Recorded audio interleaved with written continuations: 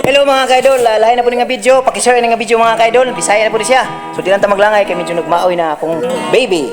Pasay na pa. Nag-ilugay kami sa audition, amateur hour singing competition. Contestant wala gyo'y pilion, kay bisan ug yabag pakantahon.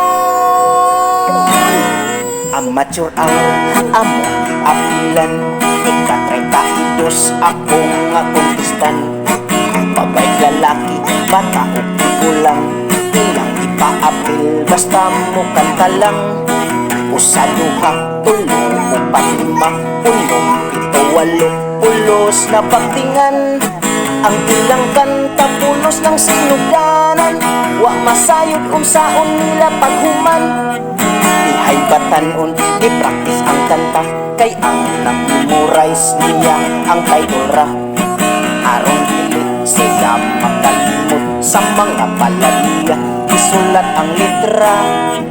Ug sa dihang siya itawag na sa nervyos ang naw, perteng los para. Busa ang kanta niya mi kurba, ang tingog niya murag tingog sa baka. Hangtod na kadlawon, buntag na lang intaon, ang singing contest nagpadayon.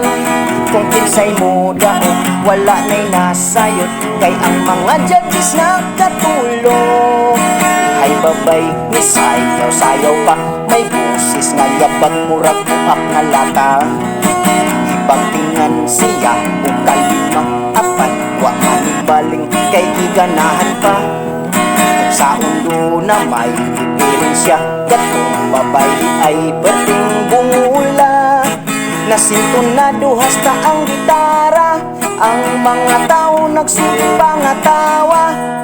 Hangtod na kadlawon, buntag na lang intaon, ang singing contest nagpadayon.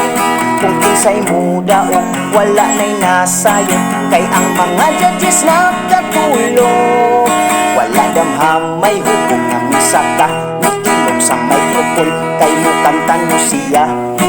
Sa entablado siya nasarasay, hangtod nagdasmagan ang gitarista.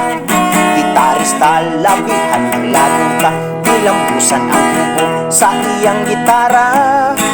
Nag-aligwag kami o panagan, daghang nangahulog o nangapiang.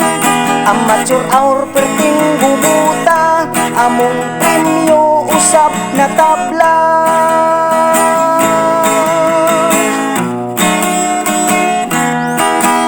Okay, thank you kay mga kadol, pakishare nga video, daghang salamat. Bye bye, God bless na tong tanan. Thank you.